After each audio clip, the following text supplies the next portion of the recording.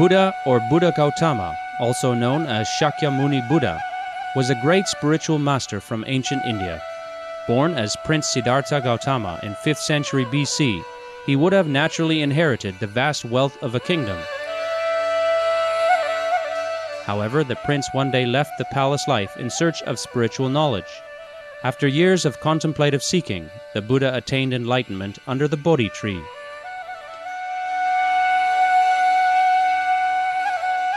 He then shared the merits of his practice by providing a method for other sentient beings to be freed from the cycle of death and rebirth.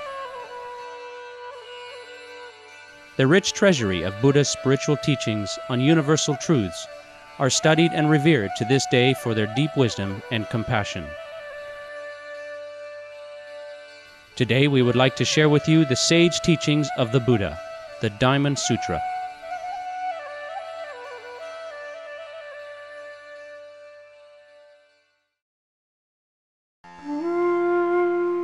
The Diamond Sutra. History. Buddha once dwelt in Anathapindika's park in the Jeta Grove at Sravasti, with 1,250 monks and many bodhisattvas or spiritual practitioners.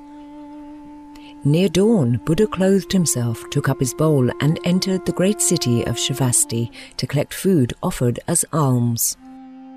Having returned and eaten, Buddha put away his bowl and cloak, bathed his feet, and sat with legs crossed and body upright upon the seat arranged for him, mindfully fixing attention in front of himself. Many monks approached Buddha, showing great reverence, and seated themselves about him. A monk called Subhuti arose from his seat in the midst of the monks and, showing great respect for Buddha, said, "It is wonderful how much Buddha has helped the bodhisattvas, or spiritual practitioners. How should men and women who set out on the bodhisattva path progress, and how should they control their thoughts?" Lead all beings to nirvana. Buddha replied, "Listen carefully. All bodhisattvas, or spiritual practitioners, should hold this thought. Every kind of created being which can be called a being, egg-born, formed in a womb, born from moisture or produced by metamorphosis, or with form or without, all these I guide towards nirvana, or the highest paradise, even though no being at all has been led to nirvana, the highest paradise." Why, if in a bodhisattva or spiritual practitioner, the conception of being, egotistic entity, personality, or separate existence should take place, this bodhisattva or spiritual practitioner would not be an authentic being of wisdom and compassion. Practice virtue. A bodhisattva or spiritual practitioner should practice virtue without regard to appearances, unsupported by sights, sounds, smells, tastes, tactile sensations, or mental attachments. A bodhisattva, spiritual practitioner, should practice virtue without attachment to externals. Why? This is the way to being Buddha, or an enlightened being. Tathagata's phenomenal attributes. Buddha then asked Subhuti, "But what do you think? Can the Tathagata, or Buddha, or enlightened being, be recognized by any phenomenal attribute?" "No, Buddha." Why? Because the Tathagata, or Buddha, or enlightened being, has taught that the possession of phenomenal attributes is in fact non-possession of any phenomenal attributes. Buddha elaborated, "Where there is possession of phenomenal attributes, there is delusion. Where there is non-possession of any phenomenal attributes, there is no delusion. The Tathagata, or Buddha enlightened being, is therefore recognized by the attribute of having no phenomenal attributes." Ask about the future. Subhuti then asked Buddha, "In the future, in the last 5 centuries, when the way is obscured, will any beings understand the truth of these teachings?" Buddha answered, "Do not say this, Subhuti. Even then, in the remote future, there will be beings who will understand the truth when these words are taught. There will even then be bodhisattvas or spiritual practitioners, meritorious in conduct, practiced in virtue, and full of wisdom, who will understand the truth when they hear these teachings. Such bodhisattvas or spiritual practitioners, Subhuti, will not have honoured one Buddha or enlightened being alone, nor will they have rooted their merit under just one Buddha or enlightened being. Rather, these bodhisattvas or spiritual practitioners who will find serene faith awakened upon hearing the words of this teaching will have honoured and rooted themselves in merit under countless Buddhas or enlightened beings. They are known to the Tathagata or Buddha enlightened being through his Buddha thought. They are seen by the Tathagata, Buddha or enlightened being, with his Buddha eye. Hence, they are fully known to the Tathagata, Buddha enlightened being, and they will all acquire and produce inestimable merit. And why? Because, Subhuti, these bodhisattvas or spiritual practitioners will have no perception of an egotistic self, neither of a separate entity nor of a soul, no perception of a personality, nor will they even have a perception of dharma or true teaching, or adharma, or irreligion or lack of dutifulness. For in them there will be neither perception nor non-perception. Explain Dharma or true teaching. How can this be? If these bodhisattvas or spiritual practitioners, Subhuti, should perceive either Dharma or true teaching, or adharma, irreligion or lack of dutifulness, they would think of an ego, a separate entity, a soul or a personality. Therefore the Tathagata or Buddha enlightened being has taught this saying with a hidden meaning. Those who know that the teachings about Dharma or true teaching are like a raft should renounce Dharma or true teaching, and, even more, renounce adharma or irreligion, lack of dutifulness. Buddha asked, "Do you think, Subhuti, that the Tathagata, or Buddha or enlightened being, knows any Dharma, or true teaching, as the ultimate and perfect enlightenment? Has the Tathagata, or Buddha or enlightened being, ever set forth such a teaching?" Subhuti responded, "Not according to my understanding of the teachings of the Tathagata, or Buddha or enlightened being. Why? The Dharma, or true teaching, which the Tathagata, or Buddha or enlightened being, fully knows and has set forth, can neither be taught nor formulated in words. For it is neither Dharma, or true teaching, nor adharma, or irreligion, or lack of dutifulness." Merit is non-merit. What do you think, Subhuti? Buddha asked. If a man or woman filled 1,000 million worlds with the 7 treasures and made a gift of them to the Tathagata or Buddha enlightened being, would they accumulate inestimable merit? Subhuti answered, the merit accrued would be beyond reckoning. Why? Because the Tathagata or Buddha enlightened being has taught that such merit is non-merit. One who has entered the stream. What do you think, Subhuti? Buddha asked. Does a one who has entered the stream which flows to enlightenment say, "I have entered the stream"? No, Buddha, Subhuti replied. For he has won no dharma or true teaching, and therefore he is called one who has entered the stream. No objects of sight or hearing have been won, no smells or tastes, no objects of touch, nor even objects of mind. Thus he is called one who has entered the stream. If the thought, the fruit of entering the stream has been attained by me, occurred to such a one, then he would be seizing upon a self, or personality, a soul, or a concept of being. One who must return once. Buddha asked, Subhuti, do you think that one who has to return but once again even entertains the thought, the fruit of the once returner is mine? No, Buddha, Subhuti replied, for nothing ultimately real has won the status of a once returner. That is why he is called once returner. one who will not return.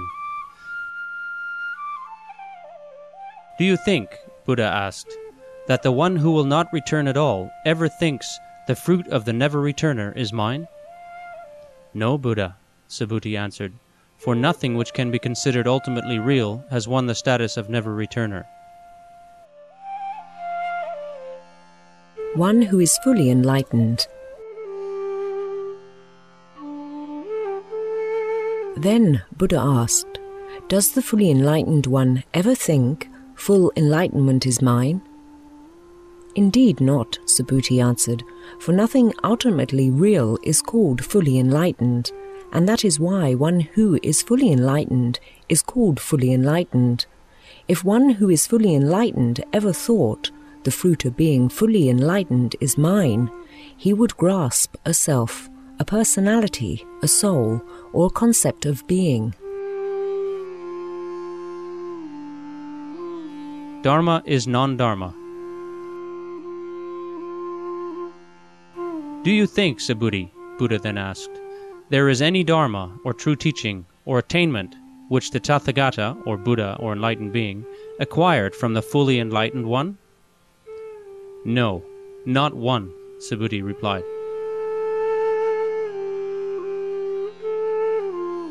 Perfection is non-perfection.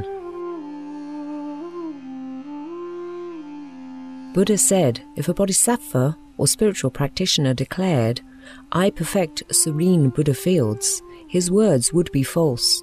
Why? Because the Tathagata, or Buddha enlightened being, has taught that the perfection of serene Buddha fields is non-perfection. Thus the Tathagata, or Buddha enlightened being, speaks of serene Buddha fields. The bodhisattva or spiritual practitioner should develop a thought which is in no way dependent upon sights, sounds, smells, tastes, tactile sensations, or mental objects. Existence is non-existence. Suppose, Subhuti, a man had an enormous body like Sumeru, the king of mountains. Would the sense of personal existence he had also be enormous? Yes, indeed, Buddha, Subhuti answered. His sense of personal existence would be enormous. But the Tathagata, or Buddha, or enlightened being, has taught that personal existence is no existence, for it is in fact neither existence nor non-existence. So it is called personal existence. Summarize the teaching on Dharma. Subhuti asked Buddha, what is this teaching on Dharma, true teaching, and how shall it be remembered? Buddha answered, this teaching, Subhuti, is known as prajna paramita, the perfection of wisdom, and you should remember it as such. Yet the very discourse the Tathagata, or Buddha enlightened being, has taught as the perfection of wisdom is actually the teaching which is not the perfection of wisdom. Thus it is only called prajna paramita. Do you think, Subhuti, that the Tathagata, Buddha, or enlightened being has taught any special Dharma or true teaching? No, Buddha, Subhuti answered, not at all.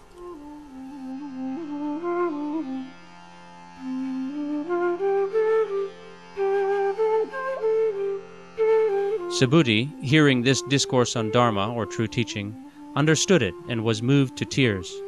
He spoke, Buddha, the teaching of the Tathagata, or Buddha, or enlightened being, regarding Dharma, or true teaching, is most precious. Through it, Buddha cognition has arisen in me. Never have I witnessed such a teaching. Blessed are those who, when this discourse is taught, have true perception. Yet, true perception is in fact no perception, though the Tathagata, or Buddha, or enlightened being teaches true perception. When this discourse on Dharma or true teaching is being taught, it is easy for me to accept and believe it. But in future days, when the teaching wanes, beings will listen to this teaching, retain it, ponder it, and illuminate it for others, and they will be blessed indeed.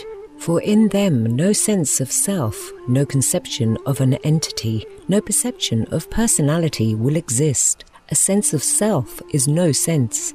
In truth, a conception of being is no conception, and a perception of personality is no perception. The Buddhas or enlightened beings have transcended all perceptions. Buddha said, "It is as you say, Subhuti. Blessed indeed are those beings who do not tremble with fear or awe when they hear this teaching." The Tathagata, or Buddha or enlightened being, has taught Parama Paramita, the supreme perfection. And this teaching of the Tathagata, the Buddha or enlightened being, is also the teaching of countless Buddhas or enlightened beings. Further, Subhuti, the perfection of patience taught by the Tathagata or Buddha enlightened being is in reality no perfection. Why? When the Raja of Kalinga mutilated my body, I had at that time no sense of self, no conception of a being, no perception of personality. If such a conception or perception had arisen at that time, anger and hatred would have arisen in me. But for 500 lives I have been a sage suffused with patience, having no sense of self, no conception of being, no perception of personality. Practice virtue.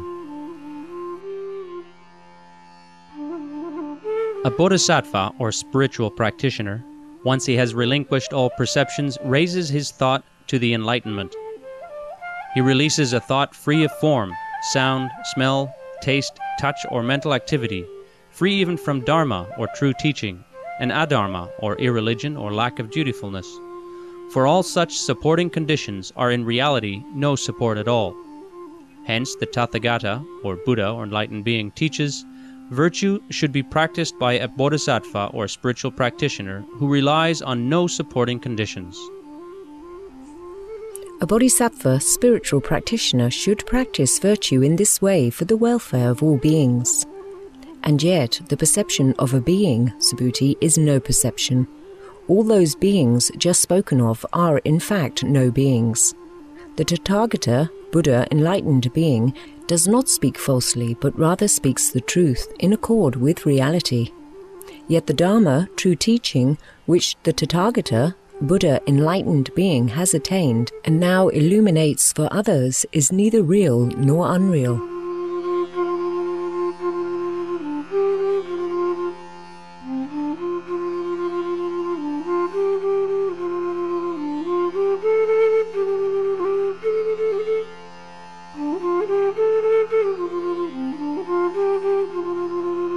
We thank you for your company for today's episode of Between Master and Disciples here on Supreme Master Television.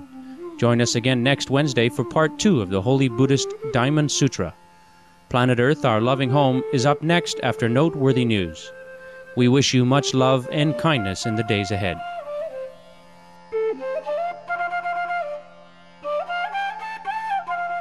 For more details, please visit www.suprememastertv.com/BMD.